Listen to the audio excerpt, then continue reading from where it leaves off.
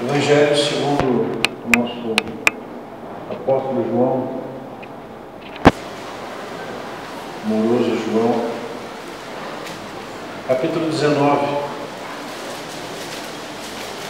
O tema da nossa mensagem é o preço da paixão.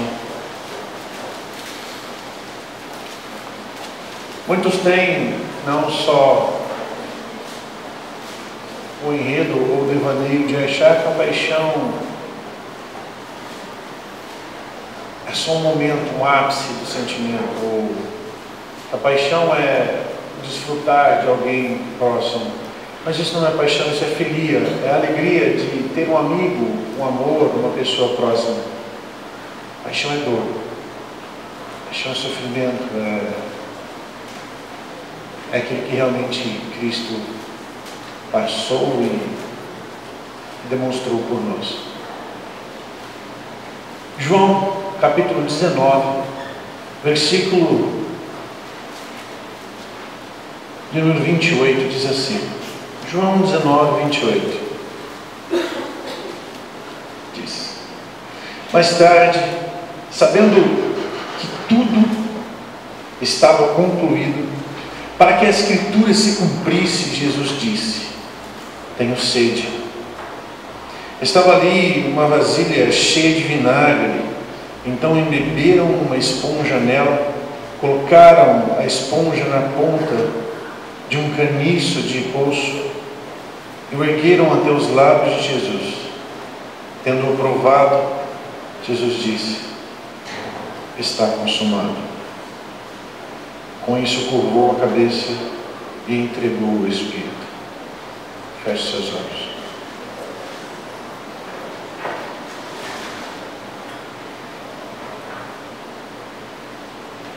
Pai, é por Tua graça que te pedimos, fala conosco. Nenhum homem, nenhum anjo, nenhum ser da criação é capaz de interpretar a Tua palavra, se não for pela Tua graça e pela Tua vontade. Ninguém pode te entender se não for pelo Senhor mesmo. Ninguém pode te ouvir se não for pela Tua vontade, Senhor. Por isso fala conosco. Nós não sabemos, não conhecemos, não podemos e jamais entenderíamos se não fosse a Tua bondade e o Teu querer para conosco. Fala conosco, Senhor. Através do sacrifício de Cristo, abre os nossos olhos. Através do sangue de Cristo, Senhor, venha nos revelar a Tua vontade, venha nos tratar de acordo com a Tua palavra. Nós carecemos do Senhor e te pedimos, Deus. Fala conosco. Não passamos de homens, Senhor, cheios de pecados e defeitos, envolvidos consigo mesmos, por isso te pedimos, Deus. Abre os nossos olhos, para que possamos ver a nós mesmos e assim poder te contemplar, Deus. Fala conosco. Em nome de Jesus, Deus. Amém. Amém. Pode se sentar.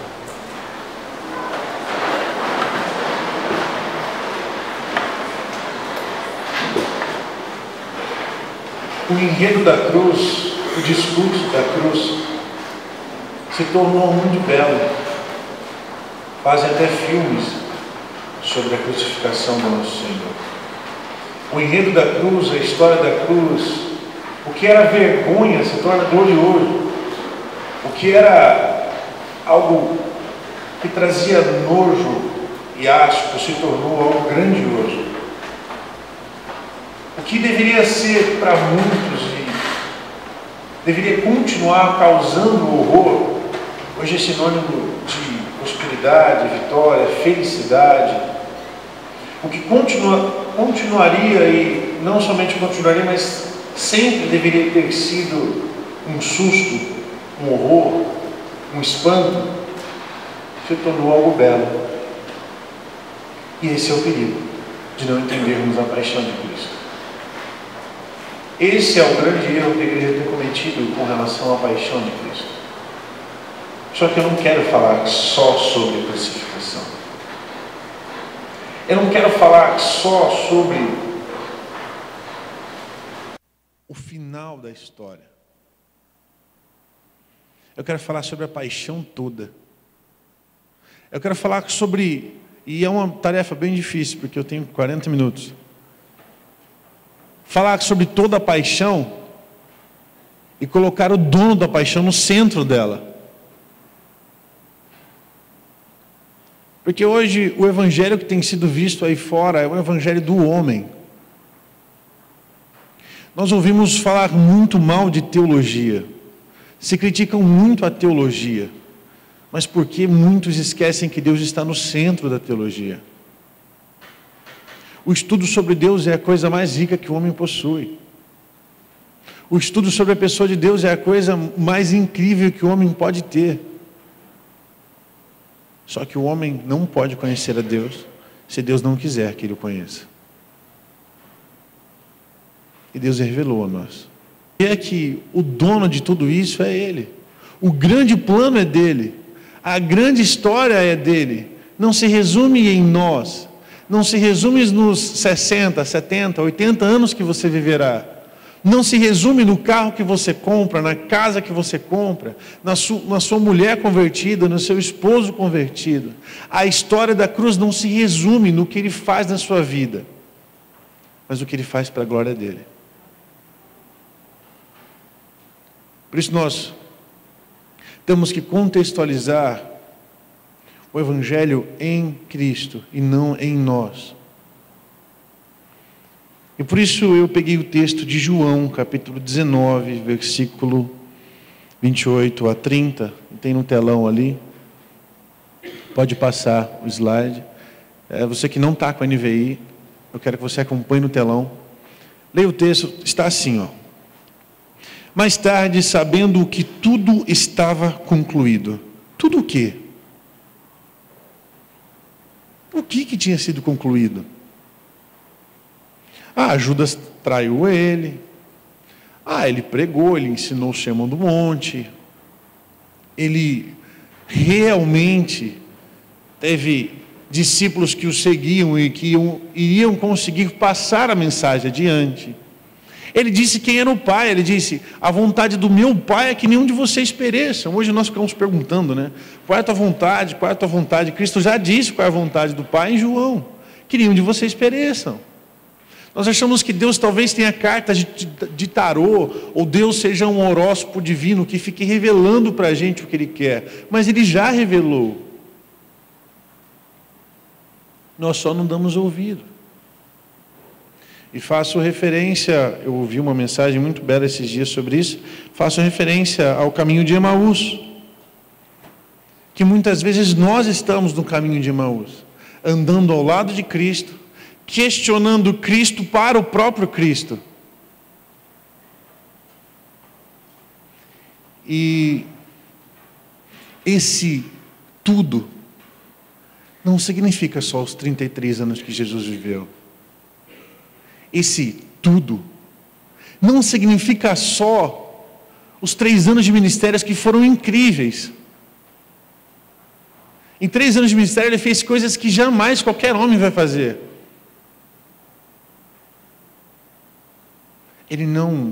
O texto não está dizendo sobre isso. Não é isso que o texto está querendo dizer.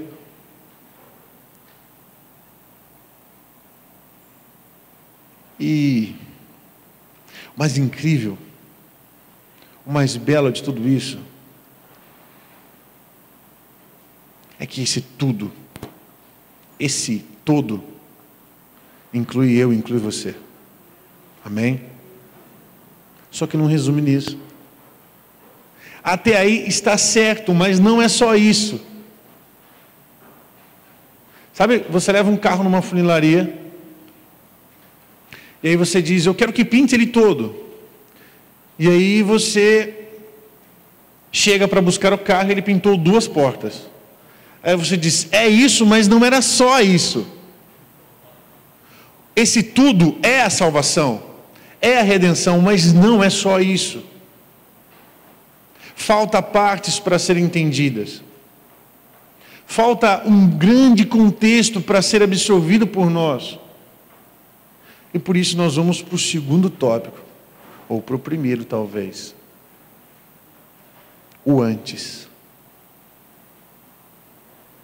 O que era antes? O que era antes de eu, você? O que era antes do mar se abrir? O que era antes de Abraão ser chamado? O que era antes do dilúvio? O que era antes do Éden?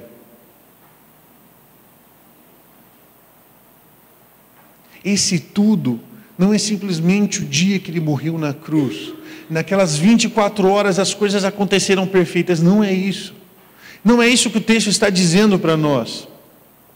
E eu vou citar mais para frente, Gálatas 4:4, diz que Cristo na plenitude dos tempos, quando o tempo era perfeito, ou seja, um grande tempo foi sendo trabalhado para que o tempo fosse perfeito. Eu estava conversando com um amigo meu ontem, ele salta de paraquedas, o Lucas. Aí ele estava dizendo, tudo coopera ou tudo não coopera. A umidade, o vento, o sol, o tamanho do paraquedas. Na Bíblia, em Gálatas 4:4, a Bíblia diz, na plenitude dos tempos. E ali é usada a palavra chronos, do grego, que é o tempo do relógio, cada segundo, porque tem o tempo kairos, né, que são as datas, o meu aniversário, o seu aniversário, o dia da cruz. O kairos é um tempo importante na Bíblia, um tempo que tem uma data, mas o cronos não. O cronos é cada segundo. Sabe o que Paulo diz? Na plenitude de cada segundo, na perfeição de cada segundo, no dia exato, no tempo perfeito, fez Deus nascer seu Filho. Esse tudo de João 19 não se resume a Cristo fazendo uma obra na minha vida e na sua vida. Nós precisamos trazer a Cristo de volta para o Evangelho. O Evangelho está sendo nosso e não dele. O problema da nossa pregação, o problema do nosso Evangelho é que não é o Evangelho de Deus. É o que Paulo diz em Gálatas. Vocês estão seguindo outra coisa que não é o Evangelho. Vocês estão levando o Evangelho para vocês, mas esse Evangelho não é o Evangelho de Deus. Esse é o grande problema de Gálatas. É quando nós achamos que a obra de Cristo se resume em nós, e não nele mesmo. É quando nós achamos que a obra de Cristo se resume no que Ele está fazendo aqui e agora. E não é isso. Até porque se tudo isso se resumisse no aqui e no agora, seria um fracasso. Se dependesse de mim, de você, a obra seria um fracasso. Se dependesse de eu não errar, se dependesse de você não errar, a obra seria um fracasso. Passamos os nossos dias julgando uns aos outros, cometendo pensamentos horríveis. Se dependesse de mim, de você, para o grande teatro de Deus acontecer, jamais aconteceria. E o que João está dizendo é isso, que o tudo começou antes do mundo ser formado, que o tudo se inicia antes que qualquer coisa fosse dita, antes que qualquer coisa fosse sabida por nós. Esse é o tudo, é tudo. É antes da eternidade que nós conhecemos. Ouvi uma definição de eternidade e achei maravilhosa. Eternidade não é o que não tem começo, não tem meio, não tem fim. Eternidade é sem tempo, é fora do tempo, é ausência de tempo.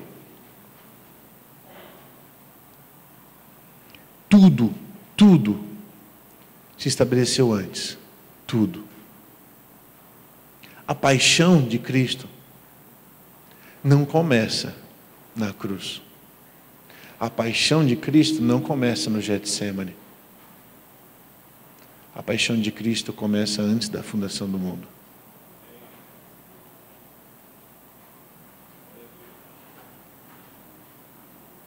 E começa antes da fundação do mundo porque a Bíblia diz que começa.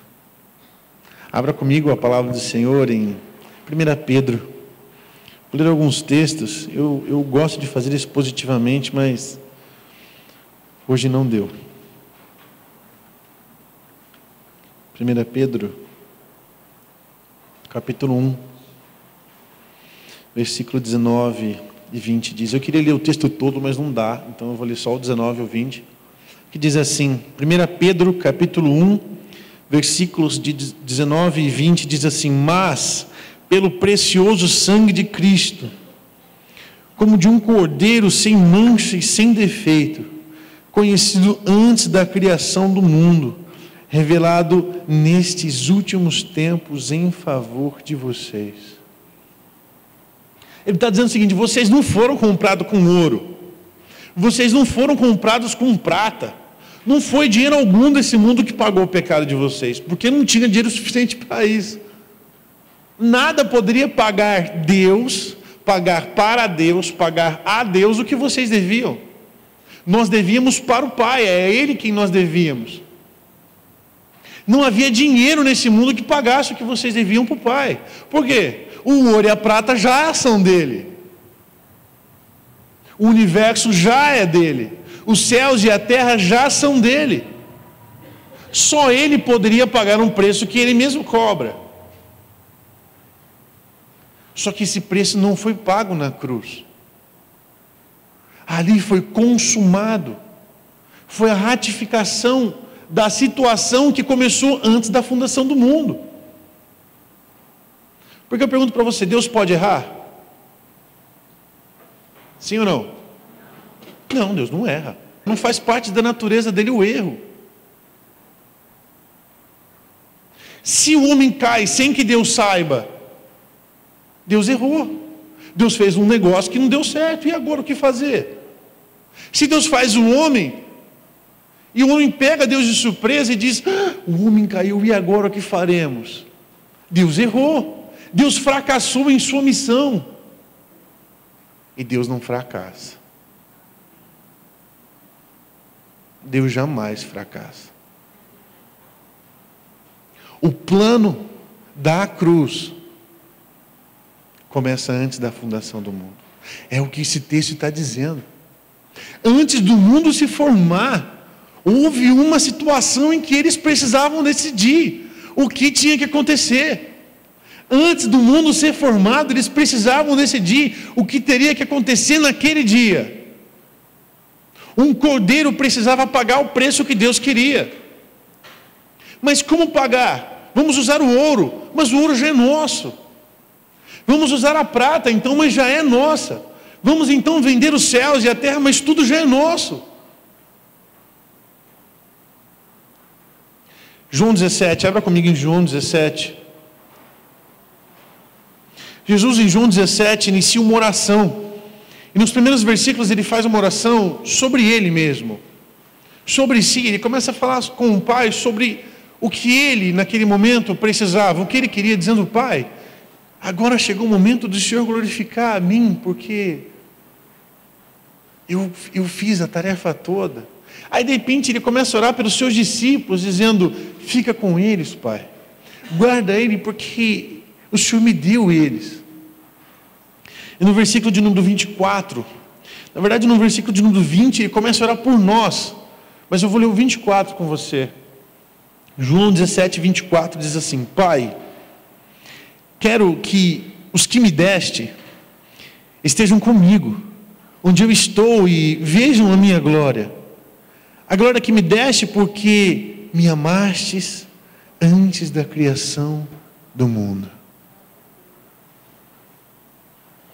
Ele está dizendo: Pai, já orei pelos meus discípulos, agora estou orando por aqueles que vão crer na mensagem dos meus discípulos.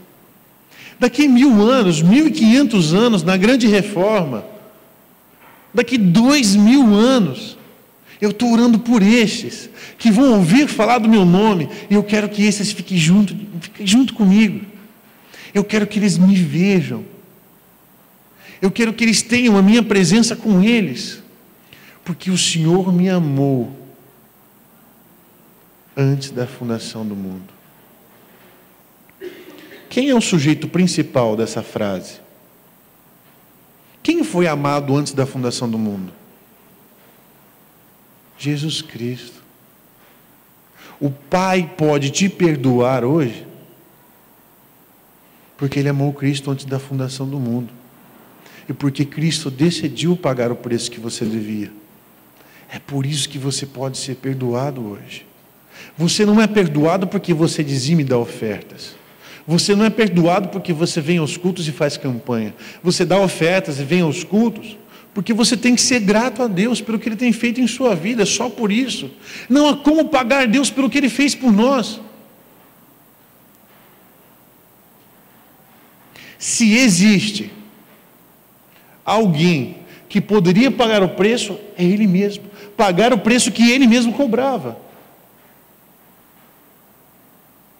Ele está dizendo, eu quero eles para mim, porque foi o Senhor quem me deu eles, e eu sei que o Senhor vai me dar eles, porque o Senhor me amou antes da fundação do mundo.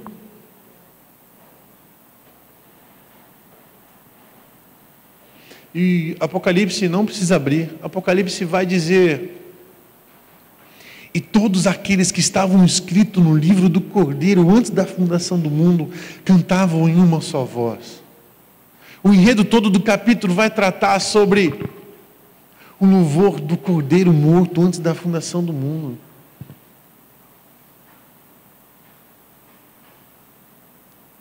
O tudo de João 19 não é o tudo da sua vida.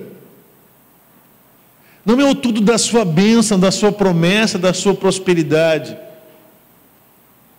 É o tudo do grande teatro do Criador que decide te amar.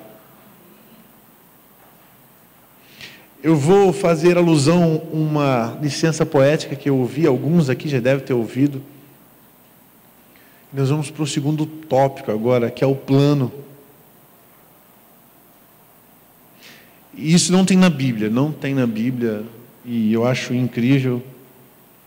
Mas vou fazer alusão a isso, porque eu acho que é a forma mais incrível de se explicar isso. Então, vou dizer de novo, isso não está na Bíblia, isso é uma licença poética, isso é uma metáfora bem distante do que aconteceu, só para você entender. Estava a pessoa de Deus reunida em si, são 3, e o Pai disse, aqui está o plano que nós iremos fazer. E aí o Filho olhou, o Espírito Santo olhou e disseram, bom, mas tem um problema aí. Tem um grande problema aí. O Senhor está querendo fazer um ser à nossa imagem. Um ser incrível, um ser pensante. Que no Éden vai ter arbítrio. E por ter arbítrio, ele vai se achar parecido conosco. Então ele vai nos trair. Ele vai se rebelar contra nós. E não vai dar certo. Aí o Pai disse, mas calma. Nós temos um plano. O Espírito Santo diz, mas Pai, presta atenção, vamos olhar de novo o plano? O Senhor está dando direito a eles de escolha. Como eles vão escolher? E o Pai diz, mas nós já amamos eles. Porque nós não estamos no tempo e nós já sabemos de tudo o que vai acontecer. O Espírito Santo diz, mas isso tem um preço a ser pago. E o preço é muito caro. Então o filho diz, eu pago o preço. Então nós encaixamos isso em João 17. Pai, o Senhor me amou antes da fundação do mundo. E quando Jesus olha para ele e fala, Pai, perdoa porque eles não sabem o que estão fazendo. Então o Pai pode dizer, sim, nós podemos perdoá-los. Porque antes da fundação do mundo foi decidido perdoar. Porque antes que o mundo existisse foi decidido perdoar. E Deus se revela a muitos homens durante a história de várias formas. Sabe o que Platão diz? Se existe um Deus nessa criação, ele tem que ser humano, não é possível. Ele tem que ter parte humana, porque para criar coisa material, ele tem que ser material. Olha ele falando de Cristo sem saber que é Cristo.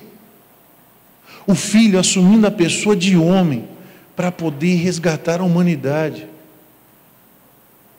O Filho assumindo a pessoa material da Trindade para poder salvar eu e você. É naquele dia que começa a paixão de Cristo. E eu vou trocar paixão por sofrimento, humilhação. É naquele dia que começa a humilhação de Cristo. Porque uma pessoa da Trindade precisou virar homem. Nós cantamos os nossos hinos e dizemos em nossos cultos: vamos nos esvaziar de nós mesmos, vamos nos esvaziar de quem somos. Como esvaziar um vaso que já é vazio? O único que pôde se esvaziar de si mesmo é Cristo, porque era Deus. E se humilhou. Como humilhar o que já é humilhado? O homem tem a sensação de que pode, mas nunca pôde. Tem a sensação de que consegue, mas nunca conseguiu. A paixão de Cristo se inicia no momento em que Cristo aceita fazer o plano do Pai se cumprir. A paixão de Cristo começa em quando um Deus tem que se tornar homem. E isso foi antes da fundação do mundo.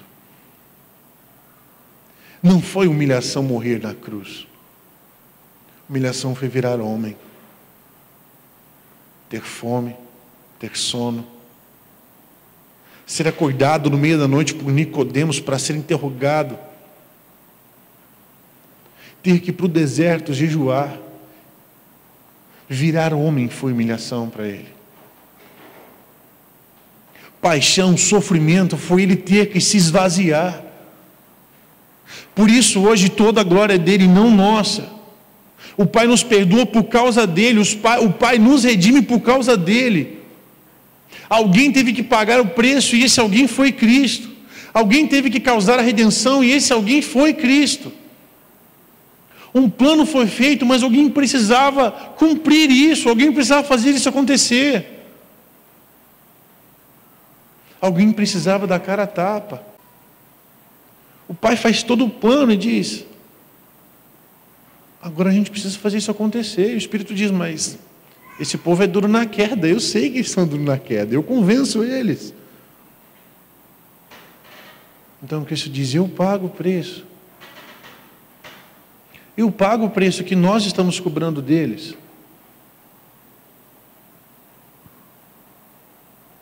Por isso hoje você pode ser perdoado.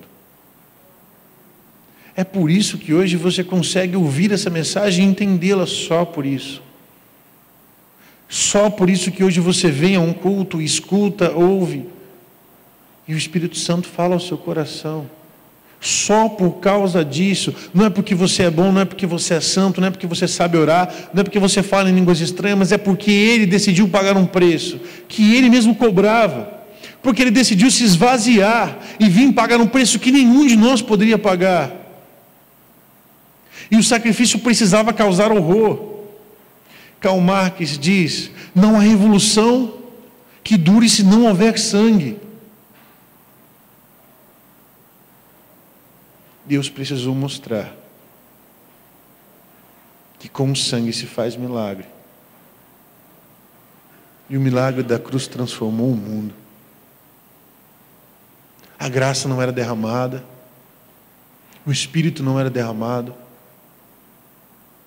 O homem ficou em silêncio durante muitos anos. Nós temos alguns personagens citados na Bíblia, nos livros bíblicos, mas imagina quantos homens ficaram no silêncio. Quantos homens nunca ouviram falar de Deus. Na época de Noé, até tem o filme, né? Noé. E um homem clamando sozinho. Isso revela quem somos. Se não fosse a graça de Deus hoje, estaremos numa sociedade muito pior que a de Noé. Muito pior do que Nínive, muito pior do que Sodoma e Gomorra, muito pior. Muito pior.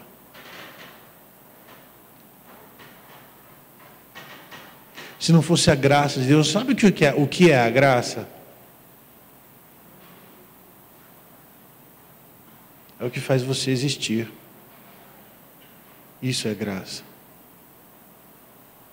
Você existe porque existe graça, porque se não houvesse graça, nós traímos Ele. Que lugar do universo não pertence a Deus? Me diz um lugar do universo que não pertence a Ele.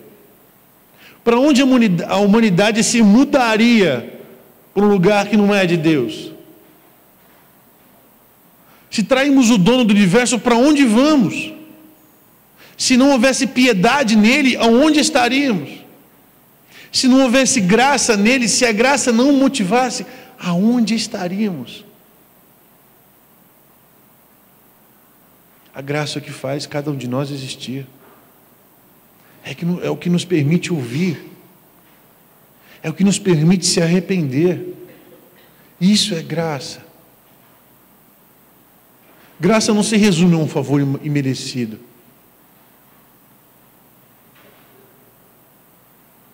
Graça se resume em um Deus perfeito que perdoa seres humanos horrorosos. Um Deus incrível que decide amar seres humanos podres, que só pensam em si, que trocam o evangelho por própria ganância, que leem a Bíblia procurando respostas e não para conhecer a Deus. Isso não é o evangelho. Nós estamos lotados de defeitos, lotados. Mas quando ocultamos os nossos defeitos, nós não conhecemos a Deus. Quando nós mascaramos os nossos defeitos, nós não conhecemos a Deus. Você tem que encarar quem você é. Olhar e dizer, eu sou assim, ponto final. Eu preciso aceitar que eu sou assim. E depois disso, o Espírito Santo vai fazer uma obra incrível na sua vida. Você pode ser mentiroso a vida toda. Enquanto você não assumir que é mentiroso, o Espírito Santo não vai fazer nada em você. Ele vem e te mostra com a palavra. Você vai assistir uma pregação na internet que convence que você não é. Aí você vai ligar a televisão num canal que convence que você não é. Que se você pedir qualquer coisa para Deus, Ele vai te dar. E o Evangelho tem que ser resumido nisso. Ao que queremos, ao que somos, ao que podemos. Mas não podemos querer, não podemos saber e não podemos compreender Deus se o Espírito Santo não nos convencer. Agostinho, os livros dele são muito difíceis de se entender, mas são muito incríveis. Agostinho, nas Confissões, diz: Deus, o que vem primeiro? Alguns dizem ovo ou a galinha, mas não é ovo ou a galinha, tá? Ele diz, o que vem primeiro? Eu preciso te conhecer ou o Senhor tem que me conhecer primeiro? Eu conheço a mim primeiro ou eu conheço o Senhor primeiro? Mas como eu posso conhecer o Senhor sem que o Senhor me mostre quem o Senhor é? Mas como o Senhor vai me mostrar se eu nunca te vi ainda? Como eu vou saber que és o Deus verdadeiro? Como eu posso saber se não estou sendo enganado? E no capítulo 10 ele chega num ponto onde ele diz: perguntei para o céu, para o mar, para as estrelas se eles eram meu Deus, e todos responderam, nós não somos o teu Deus. Perguntei para toda a criação, és meu Deus? Eles disseram, não somos o teu Deus. Aí ele diz, então onde está meu Deus? E eles disseram, em você. Foi Ele quem nos criou, e tudo o que existe contém Ele. Ele sempre esteve em você. Sabe que é incrível isso? É que se dependesse de nós alcançar Ele, não teria salvação. Se dependesse de mim, de você chegar até Ele, não haveria salvação. Olha a Torre de Babel. Os homens tentando chegar até Deus, e Deus diz, não é assim que funciona. Olha a teoria da prosperidade. Os homens tentando alcançar a Deus. Uma teoria de mentiras. As pessoas sendo felizes com o dinheiro. Se a Bíblia diz que o dinheiro é o maior mal da humanidade, o maior mal. Eu pergunto para você, então o que é Deus? E Agostinho diz, o que amo quando amo a Deus? Ele diz, eu não amo o céu, eu não amo a terra, eu não amo o mar, eu não amo essas coisas. Ele diz, eu amo o amor que não falha. Eu amo um perfume que não cessa. Eu amo uma graça que não tem limite. Aí eu falo para você, segura o perfume que não acaba. Não tem jeito. Abraça o amor que não falha. Não tem jeito. Deus não é material. Nada do que Deus tem para você é material. Nada. Efésios diz o seguinte: porque Deus conquistou em Cristo para nós todas as bênçãos. Aí o irmão diz, aleluia, nas regiões celestiais. Não é na terra. Não é na terra. Quando eu vejo Paulo dizendo em Romanos, porque o justo viverá pela fé. Aí diz glória a Deus, aleluia. Aí você nem sabe de onde ele tirou aquele versículo. Aí você vai lá em Abacuque. Aí Abacuque diz, Deus, onde o Senhor está, eu não estou te vendo. Eu estou vendo o justo chorar e não ter respostas. Eu estou vendo o ímpio crescer e pisar em cima do justo e eu não estou vendo o Senhor está de braços cruzados. Eu não estou vendo o Senhor agir e isso me dá medo. Ele diz, onde o Senhor está? No fim de toda a indagação e de várias respostas de Deus, a conclusão é a seguinte: o justo vive pela fé. E isso é evangelho. Eu estava vendo um vídeo, é cômico, mas triste ao mesmo tempo, de um jovem comentando aquela música Tem Sabor de Mel. Acho que todo mundo já deve ter ouvido. É uma música muito vingativa, assim, sabe?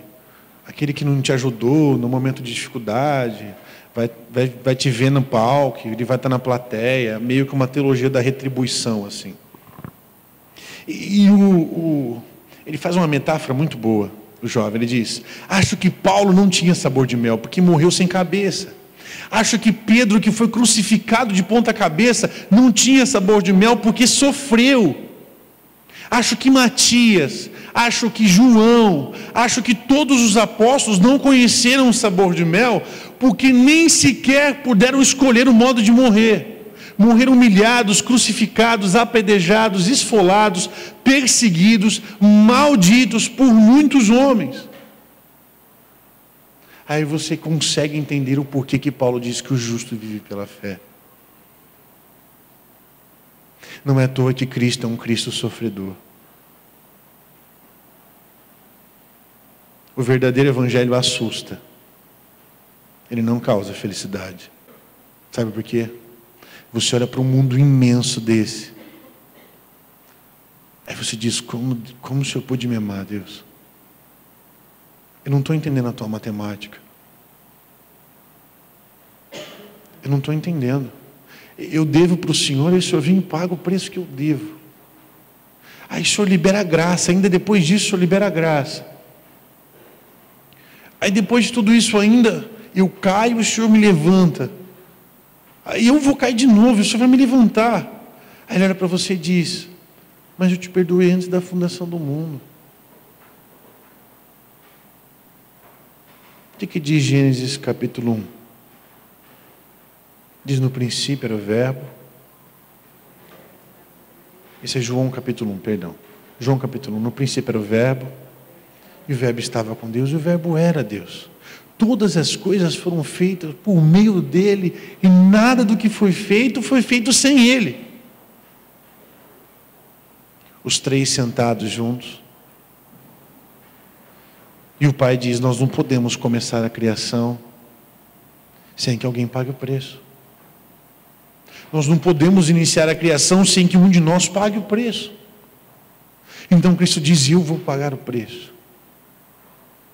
Então todas as coisas foram feitas por causa dele, por meio dele. Todas as coisas foram feitas porque ele decidiu perdoar. E a grande frase do Ariovaldo nessa licença poética é que antes Deus disse haja perdão. Isso antes de Gênesis capítulo 1. Aí depois ele disse, quem de nós vai morrer? E Cristo disse, eu morro, eu pago o preço. Então ele disse, haja cruz. Então em Gênesis capítulo 1 ele diz: haja luz. Se você está com uma caneta, vai em Gênesis capítulo 1. Se você tem caneta aí na sua Bíblia, na frente do versículo 3, você faz uma cruz. E na frente do versículo 14 você faz um sol. Para você nunca mais esquecer de quando Deus diz haja luz, Ele não estava criando o sol, porque Ele cria os luminares no versículo 14. Ali Ele estava separando a graça das trevas, a condenação do perdão, a cruz da condenação. No versículo 3, quando Ele diz haja luz, é depois de ter decidido que Ele ia não só redimir, mas Ele iria te chamar de filho. Você entende isso? Ele não paga o preço e deixa você ir embora, fala agora se vira, já paguei, você não deve mais para mim, eu perdoei a sua dívida, vai embora, pode ir, some, não aparece mais na minha frente, eu estou com raiva de você, você me traiu, você jogou tudo no lixo que eu construí para você, eu construí uma criação para você. Ele não faz isso. Ele diz: eu quero te chamar de filho, eu vou fazer meu primogênito morrer para que você seja irmão dele. Cristo diz: eu não me envergonho de ser irmão de vocês. Então quando no versículo 3 de Gênesis ele diz haja luz, ele está dizendo haja salvação. Gênesis capítulo 1 versículo 3, haja luz. Não, esse é outra coisa, eu vou falar já já, é o próximo ponto ali. E Gênesis 1,14 vai dizer: Deus disse haja luminares. Esse é o sol, esses são as estrelas, esses aqui é tudo que a gente vê brilhar aí por fora, tudo que é material. No versículo 3 ele não está criando nada material, ele está dizendo haja perdão, haja cruz, então haja luz. Só poderia haver luz, só poderia haver graça se houvesse antes o perdão, se eles decidissem nos perdoar. E depois, se alguém decidisse morrer por nós, então assim a continuação da criação poderia se suceder. Se não, não. Ele cria as plantas, os animais, tudo para manter a criação em ordem por nossa causa. Se não houvesse redenção, tudo seria destruído, tudo deixaria de existir.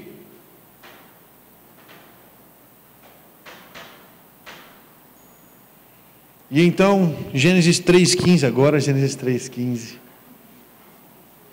diz o seguinte: ali acaba de acontecer a queda, o homem não sabe do antes, o homem não estava na reunião, então o homem peca e se esconde e Deus fala, não que Deus não soubesse onde ele estivesse, mas Deus diz: Adão, ô Adão, onde você está, Adão? Aí ele sai de trás da moita e diz: eu tive medo. Ele fala: por quê? Ele fala: porque eu estou pelado, eu estou nu. Ele diz: mas quem disse que você está nu? Ele falou: senti vergonha. Ele fala: você comeu do fruto, não comeu? Ele diz: sim, comi do fruto.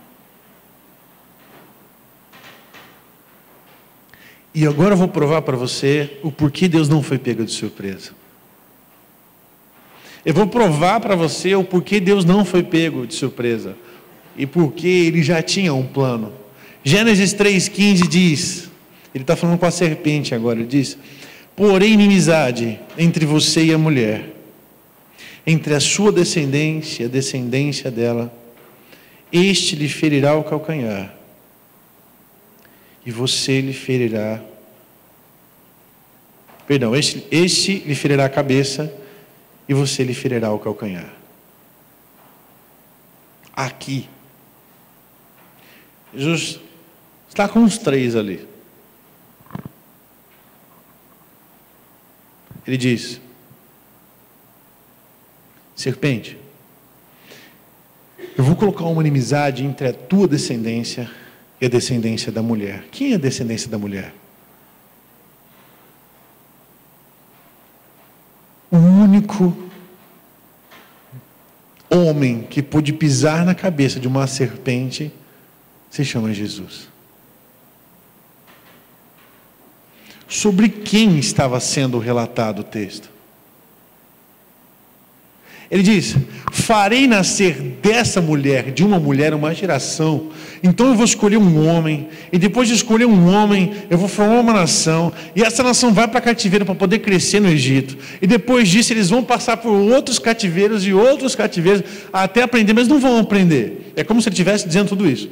E eu vou ter muitos profetas, e depois eu vou ter uma história muito longa para nascer uma semente, para pisar na cabeça da tua semente. Ele está dizendo: eu vou redimir a humanidade pela semente de uma mulher. Meu filho nascerá de uma mulher. Você vai ferir o calcanhar dele. Sim, vai ferir. Ele vai morrer, mas ele vai pisar na sua cabeça. Isso não é um ato profético, porque isso é Deus falando o que ele já tinha feito há muito tempo. Isso é Deus simplesmente demonstrando o que ele já tinha um plano, que ele não foi pego de surpresa. A Bíblia aqui não mostra uma reunião, eles se reúnem e falam: o que a gente vai fazer agora? E agora, o que faremos então? Não. Ele olha e diz: eu já tenho um plano. Eles vão ser redimidos pela tua semente, mulher.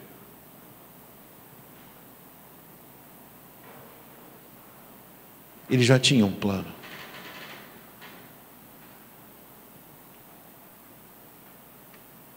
Então, quando João, capítulo 19, versículo 19 e 20, volte comigo lá. E esse último ponto é o pagamento.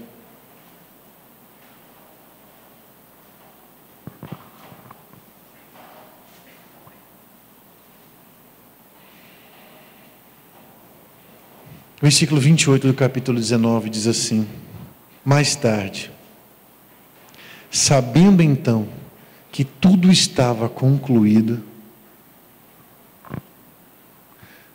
Sabe o que estava sendo concluído naquele momento? O plano que tinha sido feito antes da fundação do mundo.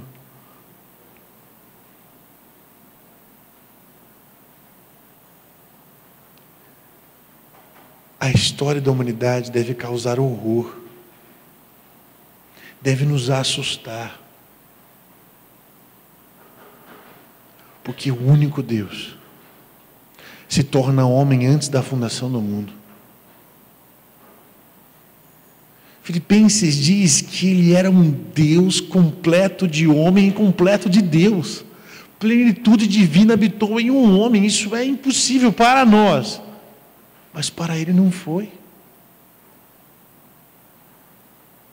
Um Deus morreu, não foi o homem. E um homem morreu, mas não foi o homem pecador. Você entende isso? Só ele podia pagar o preço. Só ele poderia pagar o preço. Ninguém pega Deus desprevenido, ninguém pega Deus de surpresa. O engraçado é que quando a gente vai orar, a gente acha que Deus está pensando como nós. Nós achamos que Deus está naquele momento, naquele segundo, naquele exato momento, e dizemos: Deus, eu vou fazer uma prova daqui a uns dias, me revela a tua vontade. E se não for da vontade de Deus que você passa? E se Ele não quer? Umas vezes nós achamos que Deus é como um tarô, né? O jovem ajoelha e diz: Deus, sabe, eu queria tanto a morena. Aí vinha uma coisa no coração dele assim: a loira, a loira, a loira. Ele fala: mas se não for morena, que seja feita a tua vontade. Ou quando falamos: Deus, eu já decidi, mas se não for, volta aí.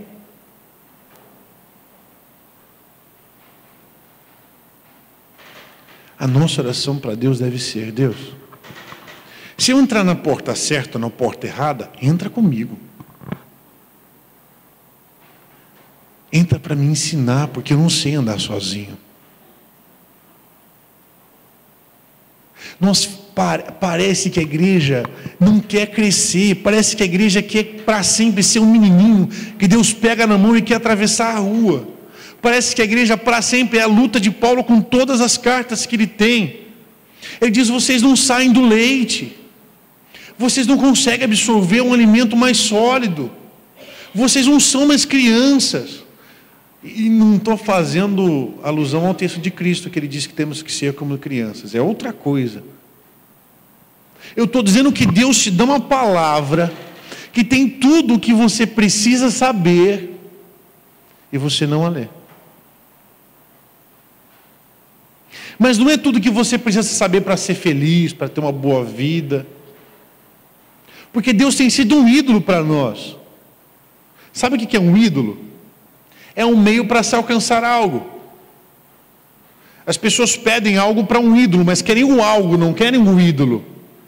Alguém já viu alguém orar assim: Ave Maria, eu só quero você, eu só quero ficar com você ao seu lado? As pessoas chegam para pedir algo, então elas não querem aquilo, eles querem algo que está depois daquilo. Se você quer algo que Deus pode te dar, você quer o algo e não Deus. Esse é o problema do evangelho moderno. Esse é o problema do evangelho que tem sido vendido nas igrejas, porque você usa Deus como um meio para chegar em tal lugar. E é uma das pregações que eu vou dar sábado para os jovens. A Bíblia diz que Enoque andou com Deus, e já não era porque Deus o levou. Para Enoque foi suficiente andar com Deus, e ponto final. A gente vê vários outros personagens bíblicos que Deus teve uma paciência enorme: Abraão, Isaac, Jacó, Jonas, muitos homens que quiseram fazer barganhas com Deus. Para Enoque foi suficiente andar com Deus, porque para Enoque Deus era um fim em si mesmo. Você entende a diferença? Nosso evangelho precisa ter Deus de volta ao centro dele. Não pode ser o nosso evangelho, tem que ser o evangelho de Deus. Cristo estava consumindo tudo nesse momento, fazendo com que tudo fosse consumado. Naquele dia ele estava pagando. Só que é um tudo que custou a história da humanidade. Para de ficar envolvido só com você mesmo.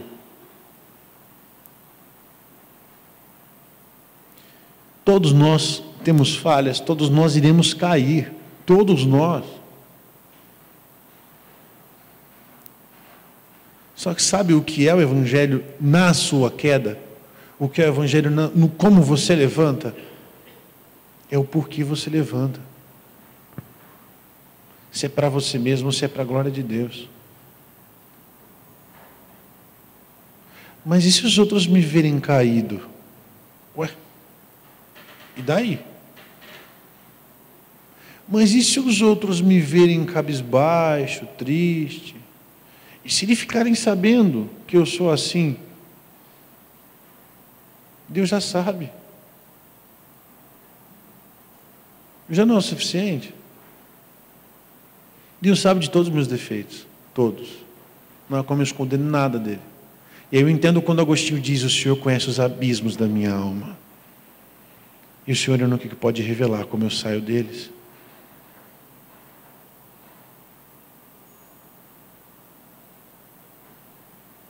Busque a Deus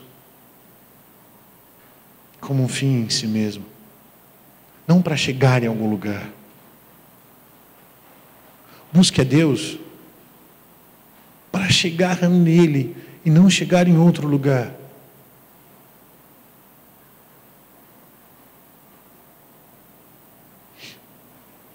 Só que lembre, você só pode chegar nele se ele te buscar antes. Só que ele já te buscou. Você entende isso? É o questionamento de Agostinho no primeiro livro das Confissões. Ele diz: eu não sei o que eu faço, porque eu tenho medo de me esforçar muito e chegar a um Deus falso. Ele diz: agora eu entendo porque o Senhor tem que me buscar primeiro. É o Senhor que tem que me atingir com a sua graça primeiro. É o Senhor que tem que motivar em mim esse desejo. Senão eu vou chegar num Deus errado. Por isso, se você quer chegar no Deus certo, é aqui.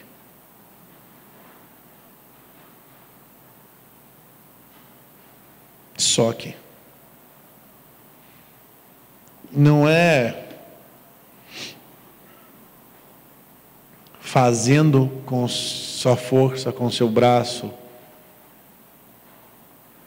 com seu empirismo, as suas experiências, a sua vontade. Não. É quando você se tranca no seu quarto e diz: Deus, o Senhor sabe o quanto eu sou mau. O Senhor sabe o quanto eu careço. Por isso me ajuda.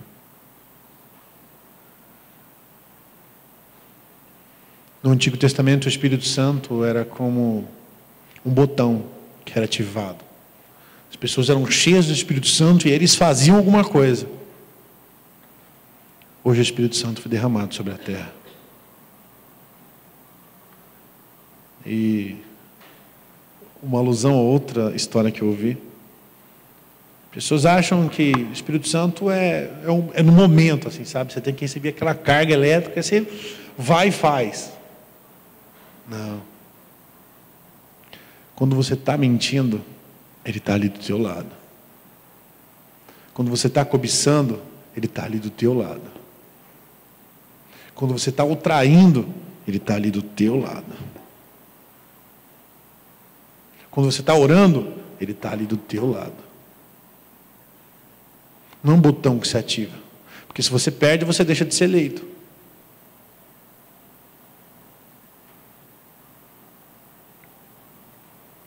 Esteja fazendo o que for, Ele não desgruda de você.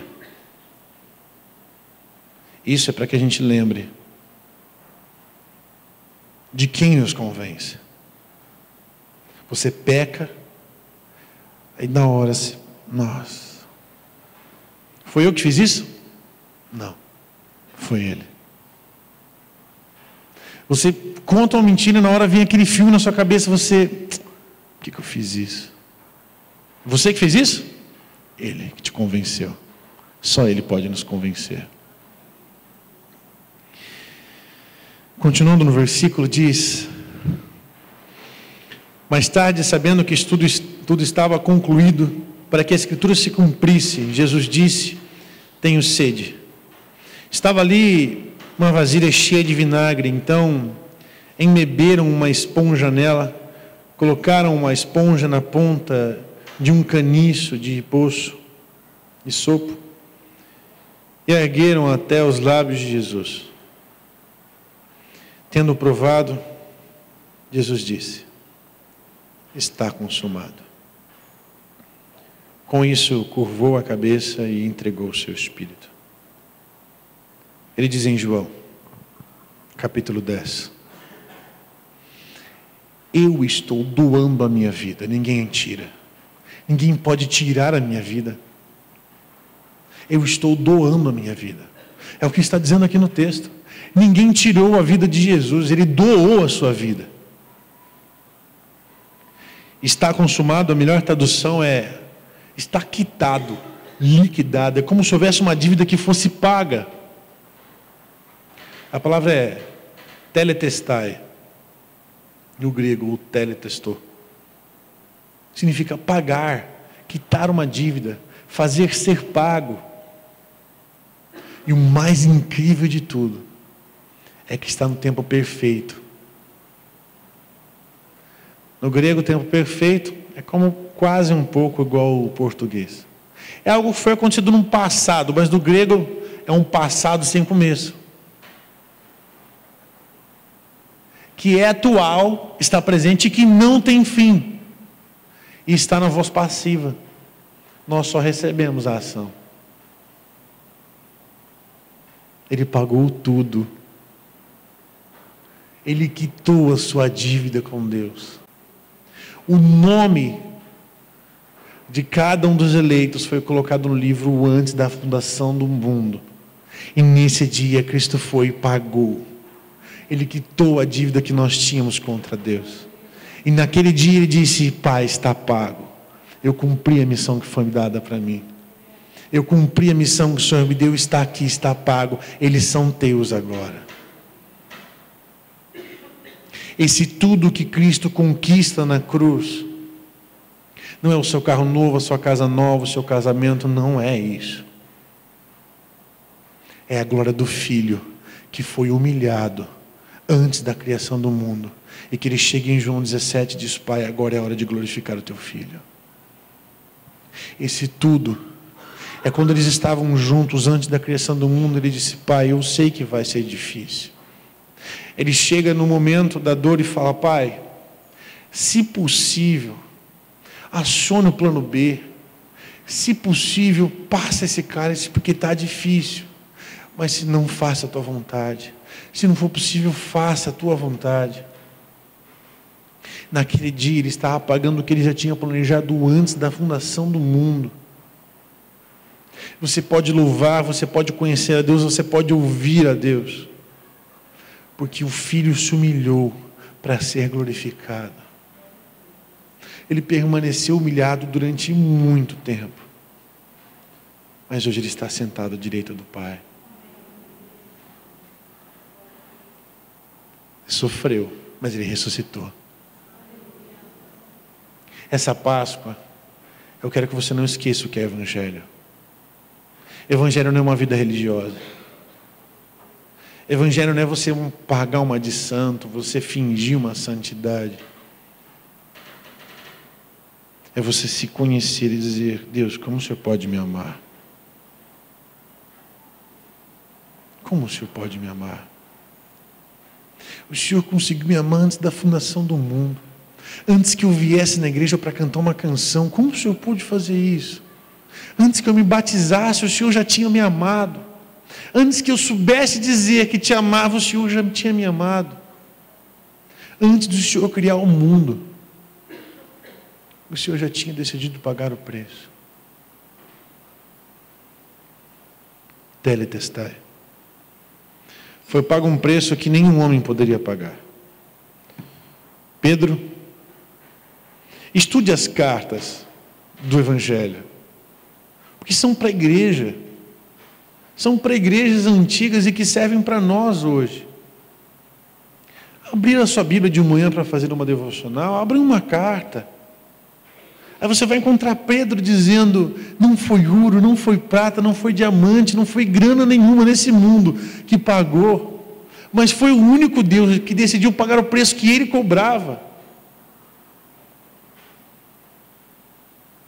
E no relato da cruz, você vê Pilatos dizendo: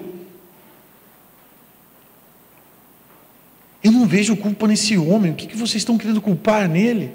Aí ele olha para Jesus e fala: fala alguma coisa.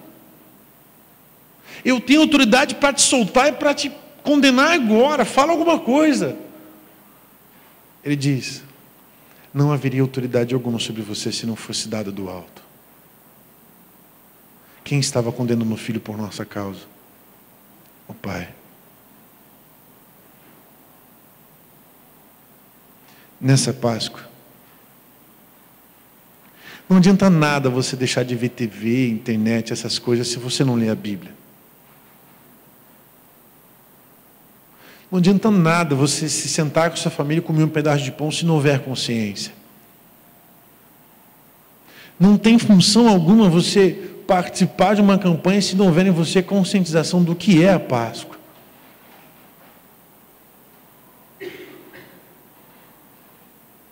Páscoa é um Deus que foi humilhado antes da fundação do mundo. E que um dia Ele podia ser solto, mas Ele fez cumprir o plano, para que Ele fosse glorificado novamente. Ele paga um plano que ele paga um preço que Ele mesmo estava cobrando.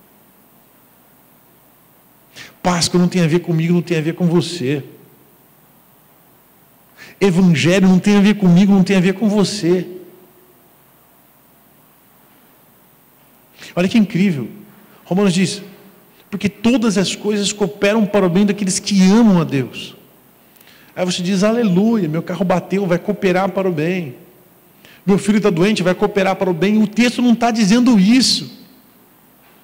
O texto está dizendo que você pode escolher o caminho que você quiser. Você pode entrar na porta que você quiser. Você pode fazer o que quiser. Deus vai te trazer de volta. Porque todas as coisas vão cooperar para você ser transformado em imagem do Filho. A palavra ali usada é iconos, imagem. Ele diz: porque vocês estão sendo transformados em imagem do Cristo, do único que pode transformar a vida de vocês. E todas as coisas vão cooperar. Se você cair, Ele vai te levantar, vai te dar um solavanco e vai falar: anda de novo. Eu estou te formando um adulto, não estou te formando uma criança. A psicologia do Evangelho quer que nós continuemos no leite. O Evangelho é um ralo. Deus não quer isso. Deus quer que o nome dele seja glorificado quando você saiba glorificá-lo. Quando você olha essa palavra e diz: Deus é isso, isso é Evangelho. É o Senhor no centro. Para encerrar, é como se Deus tivesse uma grande peça de teatro. Maior que Shakespeare, maior que qualquer outra coisa que existisse no mundo. E nenhuma estrela quer o papel da árvore. Nenhuma estrela. A árvore fica parada no canto da peça, ninguém vê. A coitada nem fala. A humanidade é a árvore no canto da peça. E Cristo é o personagem principal. É isso que somos. Deixe de brilhar, sai do palco. Ele é o Evangelho. Ele é o único que merece toda a honra e toda a glória.